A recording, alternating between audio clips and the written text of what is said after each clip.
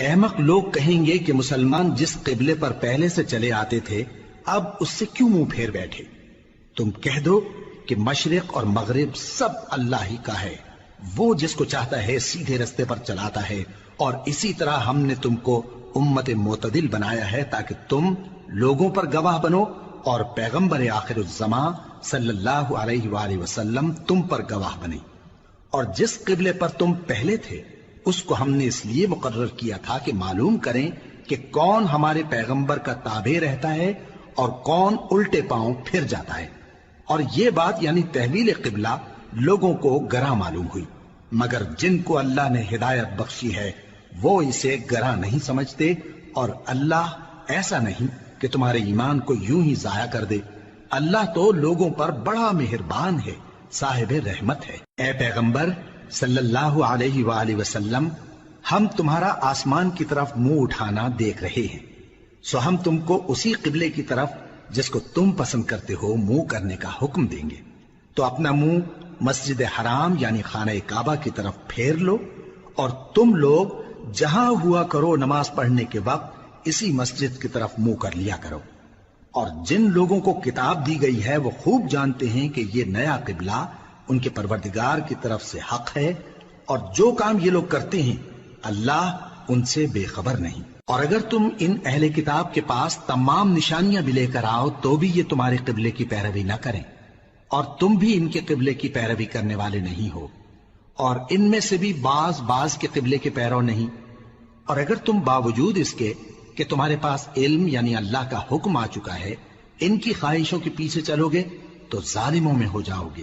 جن لوگوں کو ہم نے کتاب دی ہے وہ ان پیغمبر آخر الزمان صلی اللہ علیہ وآلہ وسلم کو اس طرح پہچانتے ہیں جس طرح اپنے بیٹوں کو پہچانا کرتے ہیں، مگر ایک فریق ان میں سے سچی بات کو جان بوجھ کر چھپا رہا ہے۔ اے پیغمبر صلی اللہ علیہ وآلہ وسلم، یہ نیا قبلہ تمہارے پروردگار کی طرف سے حق ہے، تو تم ہرگز شک کرنے والوں میں نہ ہونا، اور ہر ایک شخص کے لیے ایک سمت مقرر ہے جدھر وہ عبادت کے وقت منہ کیا کرتا ہے، تو تم نیکیوں میں سبقت حاصل کرو۔ تم جہاں ہوگے اللہ تم سب کو جمع کرے گا، بے شک اللہ ہر چیز پر قادر ہے۔ اور تم جہاں سے نکلو نماز میں اپنا منہ مسجد حرام کی طرف کر لیا کرو، بے شبہ یہ تمہارے پروردگار کی طرف سے حق ہے، اور تم لوگ جو کچھ کرتے ہو اللہ اس سے بے خبر نہیں۔ اور تم جہاں سے نکلو مسجد حرام کی طرف منہ کر کے نماز پڑھا کرو، اور مسلمانوں تم جہاں ہوا کرو اسی مسجد کی طرف رخ کیا کرو۔ یہ تاکید اس لیے کی گئی ہے کہ لوگ تم کو کسی طرح کا الزام نہ دے سکیں، مگر ان میں سے جو ظالم ہیں وہ الزام دیں تو دیں، سو ان سے مت ڈرنا اور مجھی سے ڈرتے رہنا، اور یہ بھی مقصود ہے کہ میں تم کو اپنی تمام نعمتیں بخشوں، اور یہ بھی کہ تم راہ راست پر چلو۔ جس طرح من جملہ اور نعمتوں کے ہم نے تمہیں میں سے ایک رسول بھیجے ہیں جو تم کو ہماری آیتیں پڑھ پڑھ کر سناتے اور تمہیں پاک بناتے، اور کتاب یعنی قرآن اور دانائی سکھاتے ہیں، اور ایسی باتیں بتاتے ہیں جو تم پہلے نہیں جانتے تھے، سو تم مجھے یاد کیا کرو، میں تمہیں یاد کیا کروں گا، اور میرا احسان مانتے رہنا اور میری ناشکری نہ کرنا۔ اے ایمان والو، صبر اور نماز سے مدد لیا کرو، بے شک اللہ صبر کرنے والوں کے ساتھ ہے۔ اور جو لوگ اللہ کی راہ میں مارے جائیں ان کی نسبت یہ نہ کہنا کہ وہ مرے ہوئے ہیں، وہ مردہ نہیں بلکہ زندہ ہیں، لیکن تم کو شعور نہیں۔ اور ہم کسی قدر خوف اور بھوک اور مال اور جانوں اور میووں کے نقصان سے تمہاری آزمائش کریں گے، اور صبر کرنے والوں کو بشارت سنا دو کہ ان لوگوں پر جب کوئی مصیبت واقع ہوتی ہے تو کہتے ہیں کہ ہم اللہ ہی کا مال ہیں اور اسی کی طرف لوٹ کر جانے والے ہیں۔ یہی لوگ ہیں جن پر ان کے پروردگار کی عنایتیں ہیں اور خصوصی رحمت بھی ہے، اور یہی سیدھے رستے پر ہیں۔ بے شک کوہ صفا اور مروہ اللہ کی نشانیوں میں سے ہیں، تو جو شخص خانہ کعبہ کا حج یا عمرہ کرے اس پر کچھ گناہ نہیں کہ دونوں کے درمیان چکر لگائے، بلکہ یہ ایک نیک کام ہے، اور جو کوئی نیک کام کرے تو اللہ قدردان ہے، دانا ہے۔ جو لوگ ہمارے حکموں اور ہدایتوں کو جو ہم نے نازل کی ہیں کسی غرض فاسد سے چھپاتے ہیں،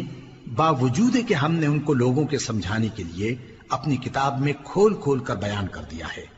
ایسوں پر اللہ اور تمام لعنت کرنے والے لعنت کرتے ہیں۔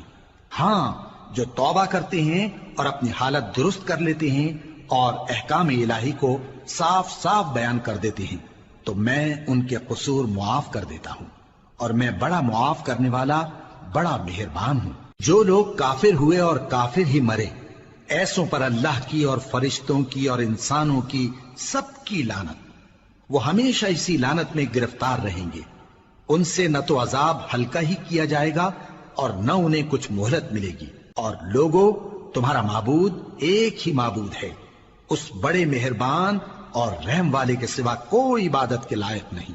بے شک آسمانوں اور زمین کے پیدا کرنے میں اور رات اور دن کے ایک دوسرے کے پیچھے آنے جانے میں اور کشتیوں اور جہازوں میں جو سمندر میں لوگوں کے فائدے کے لیے رواں ہیں، اور میں جس کو اللہ آسمان سے برساتا اور اس سے زمین کو اس کے مردہ ہو جانے کے بعد زندہ یعنی خشک ہو جانے کے بعد سرسبز کر دیتا ہے، اور زمین پر ہر قسم کے جانور پھیلانے میں اور ہواؤں کے چلانے میں اور بادلوں میں جو آسمان اور زمین کے درمیان گھرے رہتے ہیں، عقل مندوں کے لیے اللہ کی قدرت کی نشانیاں ہیں۔ اور بعض لوگ ایسے ہیں جو غیر اللہ کو اللہ کا شریک بناتے اور ان سے اللہ کی سی محبت کرتے ہیں،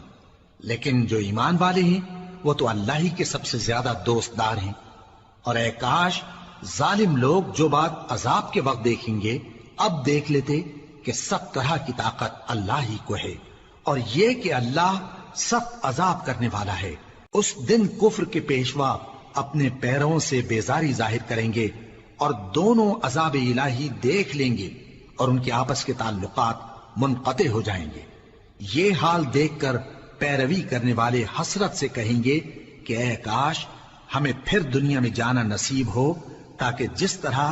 یہ ہم سے بیزار ہو رہے ہیں اسی طرح ہم بھی ان سے بیزار ہوں۔ اس طرح اللہ ان کے اعمال حسرت بنا کر دکھائے گا اور وہ دوزخ سے نکل نہیں سکیں گے۔ لوگوں، جو چیزیں زمین میں حلال طیب ہیں وہ کھاؤ، اور شیطان کے قدموں پر نہ چلو، وہ تمہارا کھلا دشمن ہے۔ وہ تو تم کو برائی اور بے حیائی ہی کے کام کرنے کو کہتا ہے، اور یہ بھی کہ اللہ کی نسبت ایسی باتیں کہو جن کا تمہیں کچھ بھی علم نہیں۔ اور جب ان لوگوں سے کہا جاتا ہے کہ جو کتاب اللہ نے نازل فرمائی ہے اس کی پیروی کرو، تو کہتے ہیں نہیں، بلکہ ہم تو اسی چیز کی پیروی کریں گے جس پر ہم نے اپنے باپ دادا کو پایا۔ بھلا اگرچہ ان کے باپ دادا نہ کچھ سمجھتے ہوں اور نہ سیدھے رستے پر ہوں، تب بھی وہ انہی کی تقلید کیے جائیں گے۔ جو لوگ کافر ہیں ان کی مثال اس شخص کی سی ہے جو کسی ایسی چیز کو آواز دے جو پکار اور آواز کے سوا کچھ سن نہ سکے۔ یہ بہرے ہیں، گونگے ہیں، اندھے ہیں کہ کچھ سمجھ ہی نہیں سکتے۔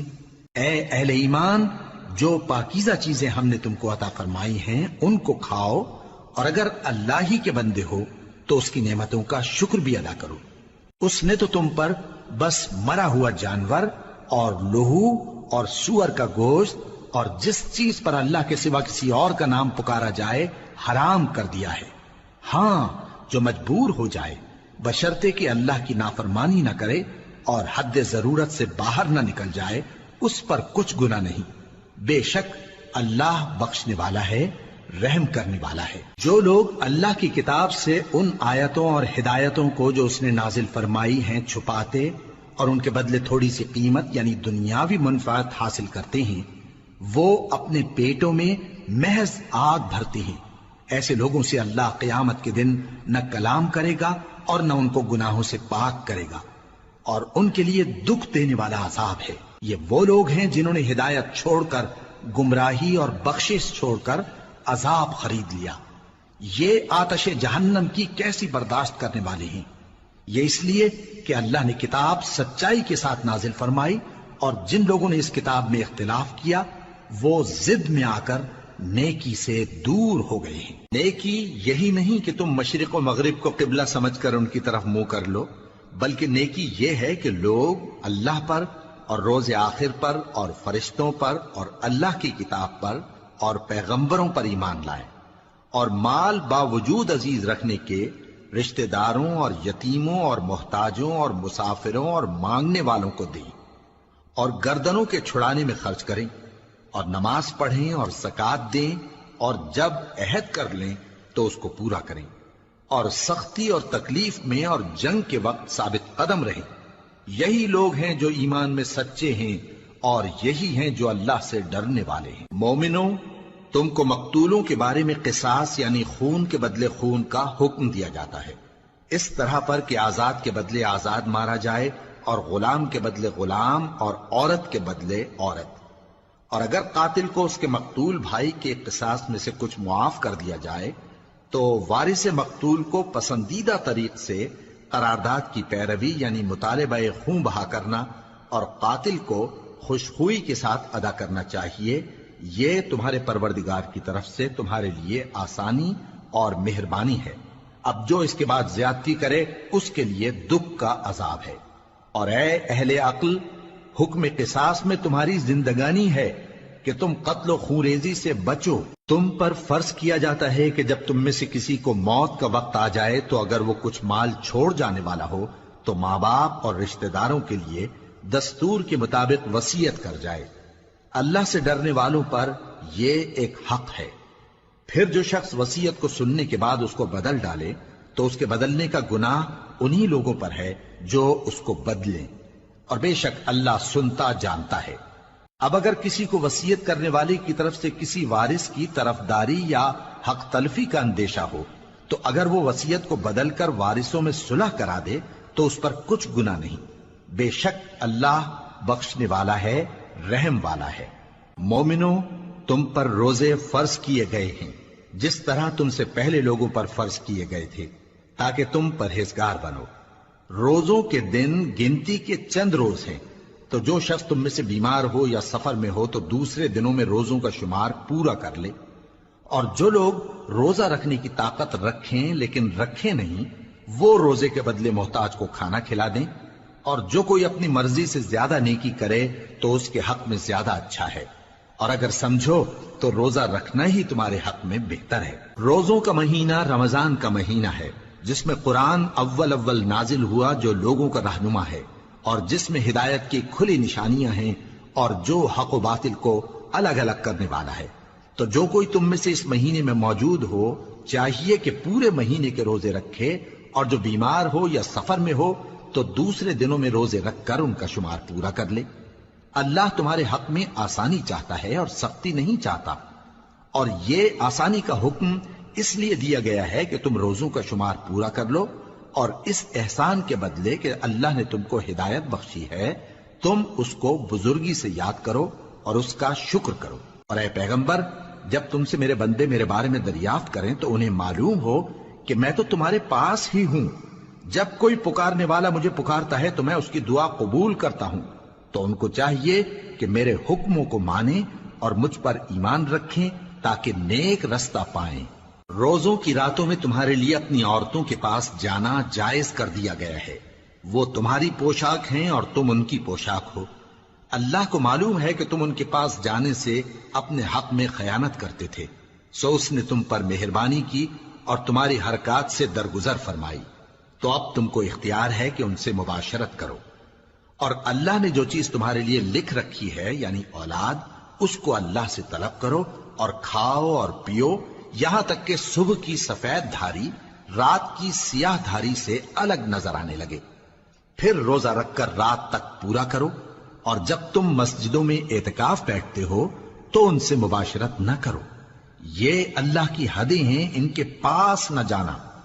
اسی طرح اللہ اپنی آیتیں لوگوں کے سمجھانے کے لیے کھول کھول کر بیان فرماتا ہے تاکہ وہ پرہیزگار بنے۔ اور آپس میں ایک دوسرے کا مال ناحق نہ کھاؤ، اور نہ اس کو رشوتاً حاکموں کے پاس پہنچاؤ تاکہ لوگوں کے مال کا کچھ حصہ ناجائز طور پر کھا جاؤ، اور اسے تم جانتے بھی ہو۔ اے پیغمبر، لوگ تم سے نئے چاند کے بارے میں دریافت کرتے ہیں کہ گھٹتا بڑھتا کیوں ہے۔ کہہ دو کہ وہ لوگوں کے کاموں کی میعادیں اور حج کے وقت معلوم ہونے کا ذریعہ ہے، اور نیکی اس بات میں نہیں کہ احرام کی حالت میں گھروں میں ان کے پچھواڑے کی طرف سے آؤ، بلکہ نیکوکار وہ ہے جو پرہیزگار ہو، اور گھروں میں ان کے دروازوں سے آیا کرو، اور اللہ سے ڈرتے رہو تاکہ کامیاب ہو جاؤ۔ اور جو لوگ تم سے لڑتے ہیں تم بھی اللہ کی راہ میں ان سے لڑو،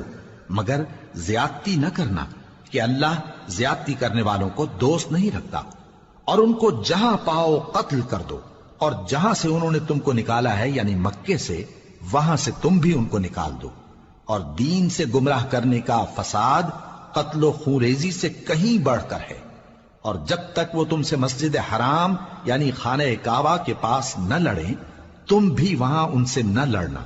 ہاں اگر وہ تم سے لڑیں تو تم ان کو قتل کر ڈالو، کافروں کی یہی سزا ہے۔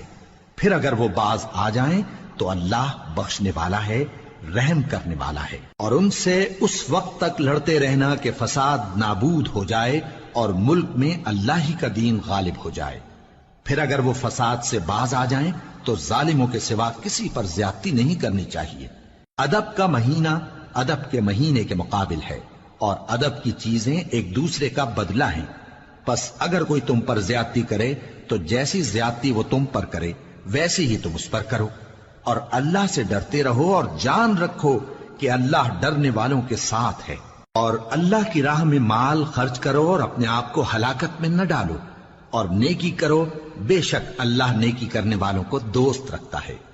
اور اللہ کی خوشنودی کے لیے حج اور عمرے کو پورا کرو، اور اگر راستے میں روک لیے جاؤ تو جیسی قربانی میسر ہو کر دو، اور جب تک قربانی اپنے مقام پر نہ پہنچ جائے سر نہ منڈاؤ۔ اور اگر کوئی تم میں بیمار ہو یا اس کے سر میں کسی طرح کی تکلیف ہو تو اگر وہ سر منڈا لے تو اس کے بدلے روزے رکھے یا صدقہ دے یا قربانی کرے۔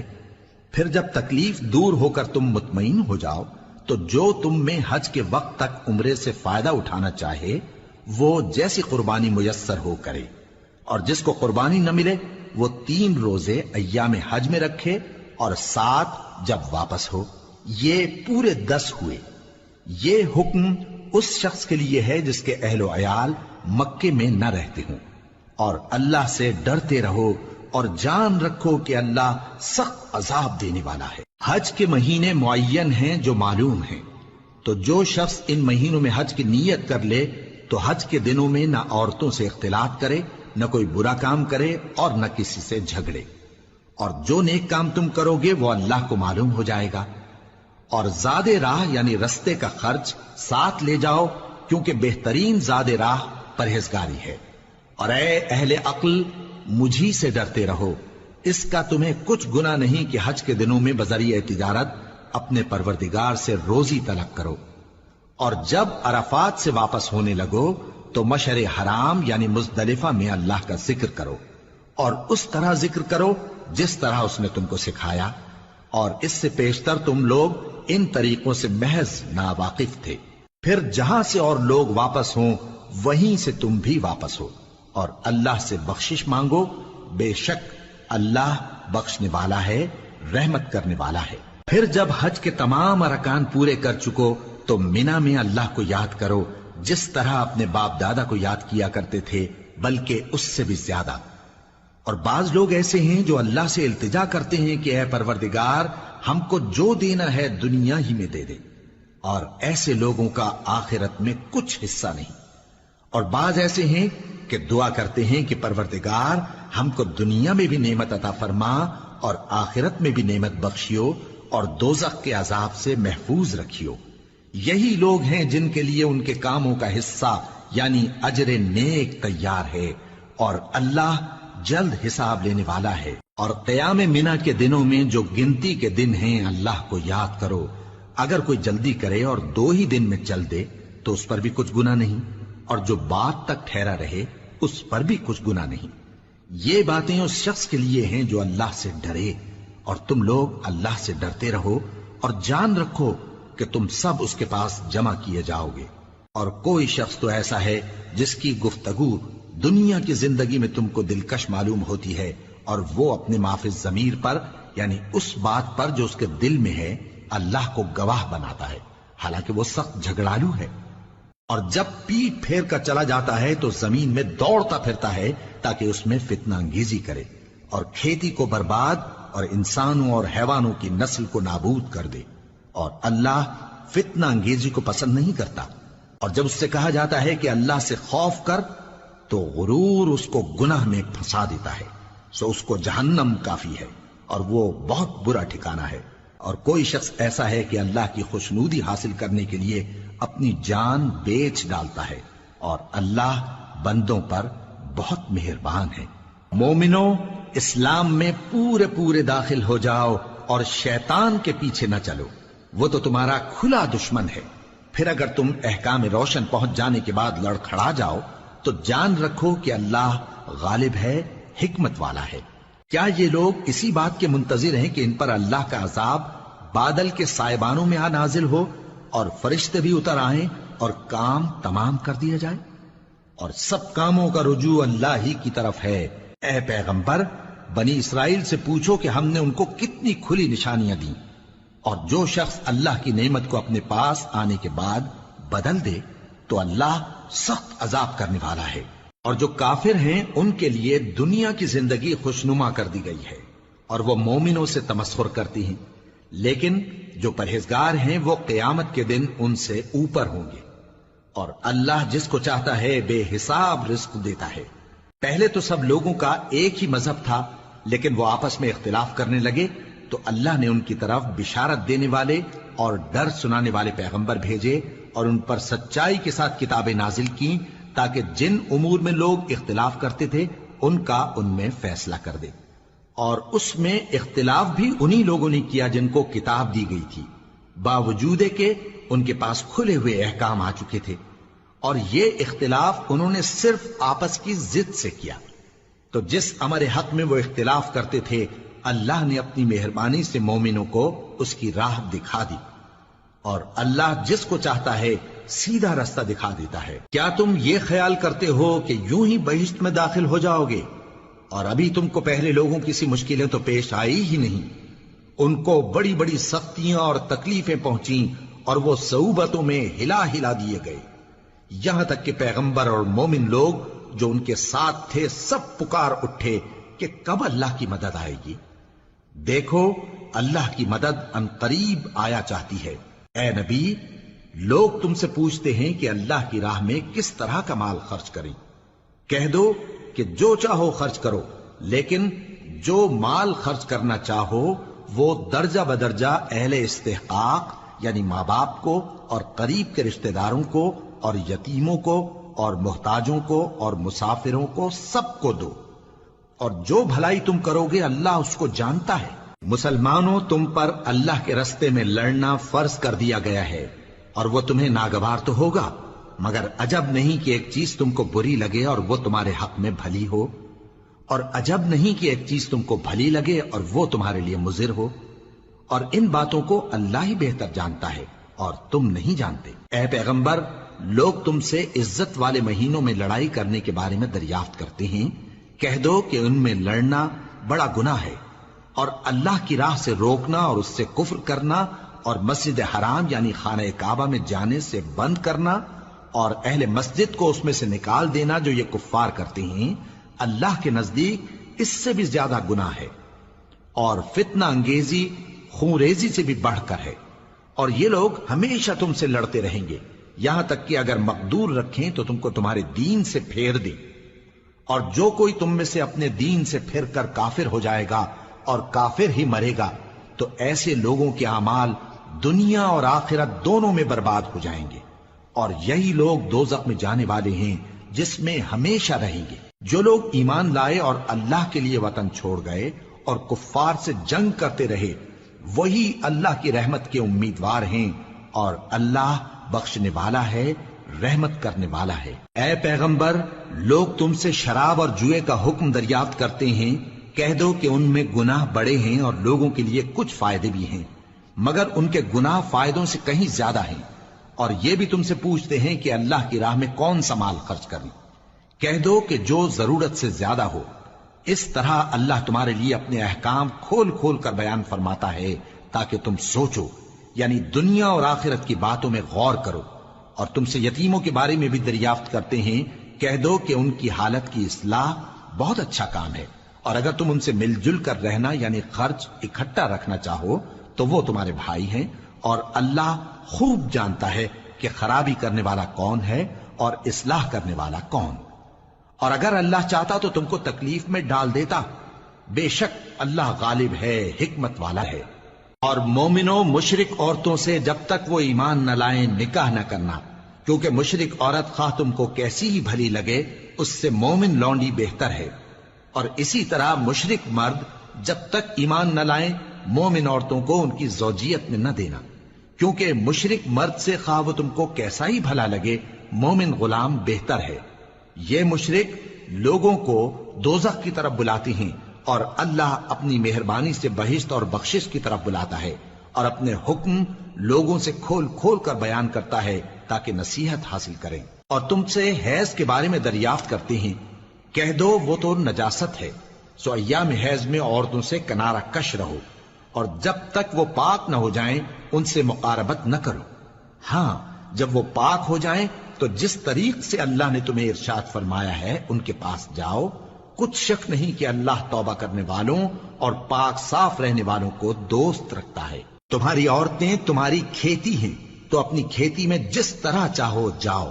اور اپنے لیے نیک عمل آگے بھیجو، اور اللہ سے ڈرتے رہو، اور جان رکھو کہ ایک دن تمہیں اس کے روبرو حاضر ہونا ہے۔ اور اے پیغمبر ایمان والوں کو بشارت سنا دو، اور اللہ کے نام کو اس بات کا ہیلا نہ بنانا کہ اس کی قسمیں کھا کھا کر سلوک کرنے اور پرہیزگاری کرنے اور لوگوں میں صلح و سازگاری کرانے سے رک جاؤ، اور اللہ سب کچھ سنتا ہے جانتا ہے۔ اللہ تمہاری لغو قسموں پر تم سے مواخذہ نہیں کرے گا، لیکن جو قسمیں تم قصد دلی سے کھاؤ گے ان پر مواخذہ کرے گا، اور اللہ بخشنے والا ہے بردبار ہے۔ جو لوگ اپنی عورتوں کے پاس جانے کی قسم کھا لیں ان کو 4 مہینے تک انتظار کرنا چاہیے۔ اگر اس عرصے میں قسم سے رجوع کر لیں تو اللہ بخشنے والا ہے، مہربان ہے، اور اگر طلاق کا ارادہ کر لیں تو بھی اللہ سنتا ہے جانتا ہے۔ اور طلاق والی عورتیں 3 حیض تک اپنے تئیں روکے رہیں،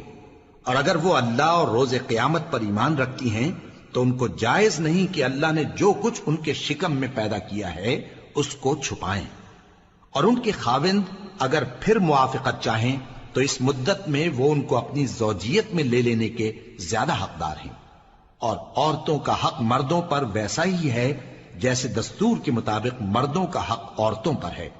البتہ مردوں کو عورتوں پر 1 درجہ فضیلت ہے، اور اللہ غالب ہے، صاحب حکمت ہے۔ طلاق صرف 2 بار ہے، یعنی جب 2 دفعہ طلاق دے دی جائے تو پھر عورتوں کو یا تو بطریق شائستہ نکاح میں رہنے دینا ہے یا بھلائی کے ساتھ چھوڑ دینا،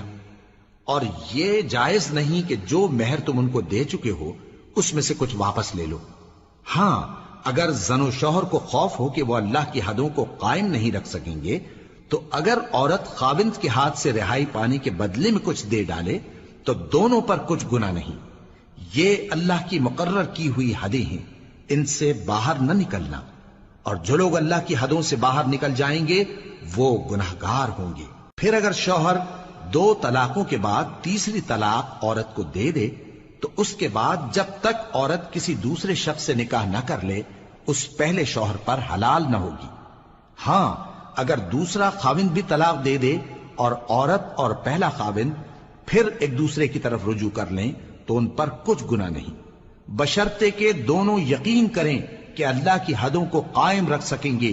اور یہ اللہ کی حدیں ہیں، ان کو وہ ان لوگوں کے لیے بیان فرماتا ہے جو علم رکھتے ہیں۔ اور جب تم عورتوں کو 2 دفعہ طلاق دے چکو اور ان کی عدت پوری ہو جائے تو انہیں یا تو حسن سلوک سے نکاح میں رہنے دو یا بطریق شائستہ رخصت کر دو،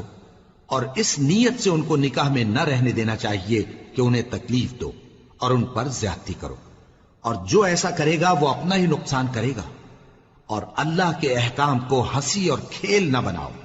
اور اللہ نے تم کو جو نعمتیں بخشی ہیں اور تم پر جو کتاب اور دانائی کی باتیں نازل کی ہیں جن سے وہ تمہیں نصیحت فرماتا ہے ان کو یاد کرو، اور اللہ سے ڈرتے رہو، اور جان رکھو کہ اللہ ہر چیز سے واقف ہے۔ اور جب تم عورتوں کو طلاق دے چکو اور ان کی عدت پوری ہو جائے تو ان کو اپنے شوہروں کے ساتھ جب وہ آپس میں جائز طور پر راضی ہو جائیں نکاح کرنے سے مت روکو۔ اس حکم سے اس شخص کو نصیحت کی جاتی ہے جو تم میں اللہ اور روز آخر پر یقین رکھتا ہے۔ یہ تمہارے لیے نہایت خوب اور بہت پاکیزگی کی بات ہے، اور اللہ جانتا ہے اور تم نہیں جانتے۔ اور مائیں اپنے بچوں کو پورے 2 سال دودھ پلائیں یہ حکم اس شخص کے لیے ہے جو پوری مدت تک دودھ پلوانا چاہے، اور دودھ پلانے والی ماؤں کا کھانا اور کپڑا دستور کے مطابق باپ کے ذمے ہوگا۔ کسی شخص کو اس کی طاقت سے زیادہ تکلیف نہیں دی جاتی، تو یاد رکھو کہ نہ تو ماں کو اس کے بچے کے سبب نقصان پہنچایا جائے اور نہ باپ کو اس کی اولاد کی وجہ سے نقصان پہنچایا جائے، اور اسی طرح نان و نفقہ بچے کے وارث کے ذمے ہے۔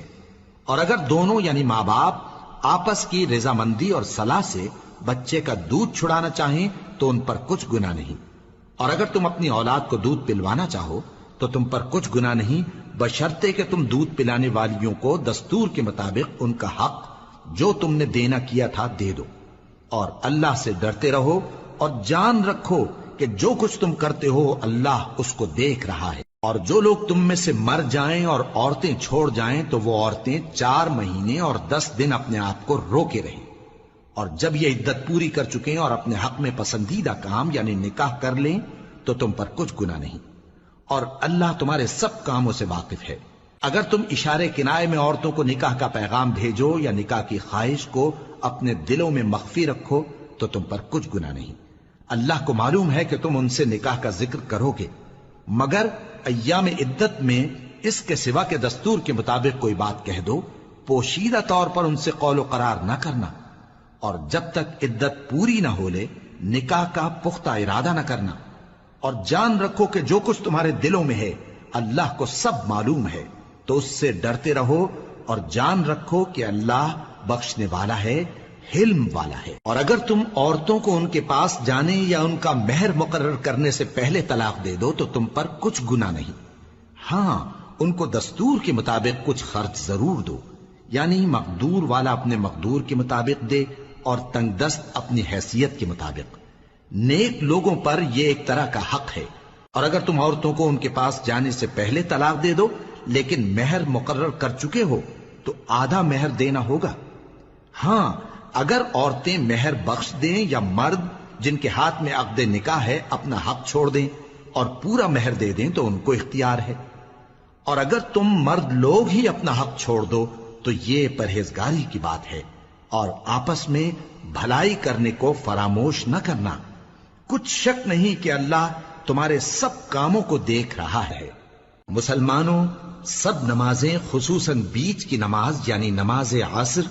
پورے اہتمام کے ساتھ ادا کرتے رہو اور اللہ کے آگے ادب سے کھڑے رہا کرو۔ پھر اگر تم خوف کی حالت میں ہو تو پیادے یا سوار جس حال میں ہو نماز پڑھ لو۔ پھر جب امن و اطمینان ہو جائے تو جس طریق سے اللہ نے تم کو سکھایا ہے جو تم پہلے نہیں جانتے تھے اللہ کو یاد کرو۔ اور جو لوگ تم میں سے مر جائیں اور عورتیں چھوڑ جائیں وہ اپنی عورتوں کے حق میں وصیت کر جائیں کہ ان کو 1 سال تک خرچ دیا جائے اور گھر سے نہ نکالی جائیں، ہاں اگر وہ خود گھر سے چلی جائیں اور اپنے حق میں پسندیدہ کام یعنی نکاح کر لیں تو تم پر کچھ گناہ نہیں، اور اللہ زبردست ہے، حکمت والا ہے۔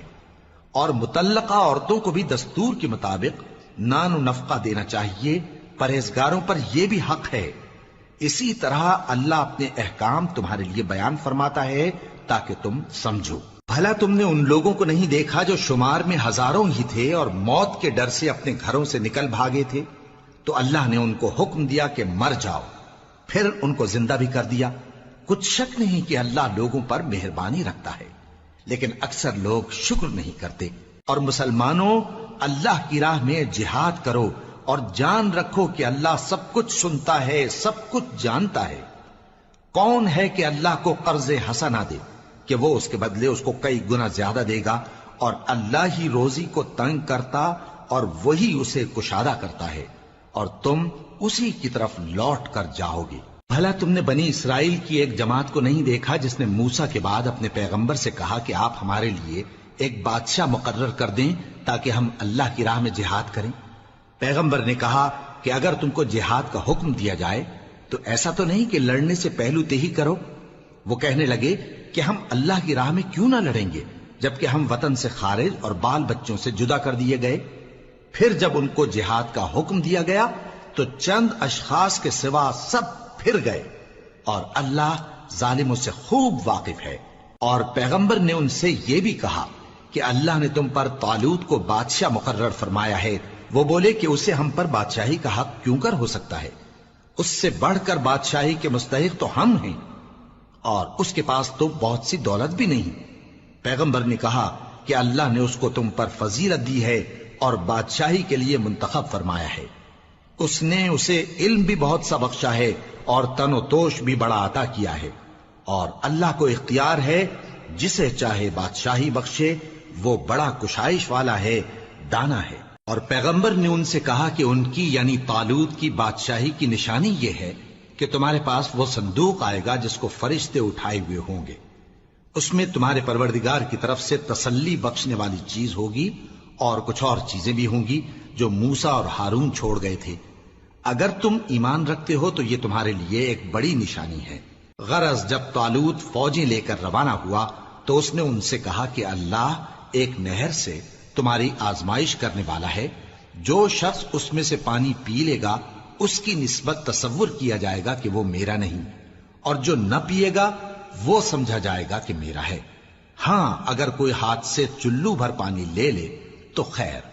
جب وہ لوگ نہر پر پہنچے تو چند آدمیوں کے سوا سب نے پانی پی لیا۔ پھر جب طالوت اور مومن لوگ جو اس کے ساتھ تھے نہر کے پار ہو گئے تو کہنے لگے کہ آج ہم میں جالوت اور اس کے لشکر سے مقابلہ کرنے کی طاقت نہیں۔ جو لوگ یقین رکھتے تھے کہ ان کو اللہ کے روبرو حاضر ہونا ہے، وہ کہنے لگے کہ بسا اوقات تھوڑی سی جماعت نے اللہ کے حکم سے بڑی جماعت پر فتح حاصل کی ہے، اور اللہ ثابت قدم رہنے والوں کے ساتھ ہے۔ اور جب وہ لوگ جالوت اور اس کے لشکر کے مقابل میں آئے تو اللہ سے دعا کی کہ اے پروردگار، ہم پر صبر کے دہانے کھول دے اور ہمیں لڑائی میں ثابت قدم رکھ اور لشکر کفار پر فتح یاب کر۔ تو طالوت کی فوج نے اللہ کے حکم سے ان کو شکست دے دی، اور داؤد نے جالوت کو قتل کر ڈالا، اور اللہ نے ان کو بادشاہی اور دانائی بخشی اور جو کچھ چاہا سکھایا۔ اور اگر اللہ لوگوں کو ایک دوسرے پر چڑھائی اور حملہ کرنے سے نہ ہٹاتا رہتا تو کرۂ ارض تباہ ہو جاتا، لیکن اللہ اہل عالم پر بڑا مہربان ہے۔ یہ اللہ کی آیتیں ہیں جو ہم تم کو سچائی کے ساتھ پڑھ کر سناتے ہیں، اور اے محمد صلی اللہ علیہ وآلہ وسلم تم بلا شبہ پیغمبروں میں سے ہو۔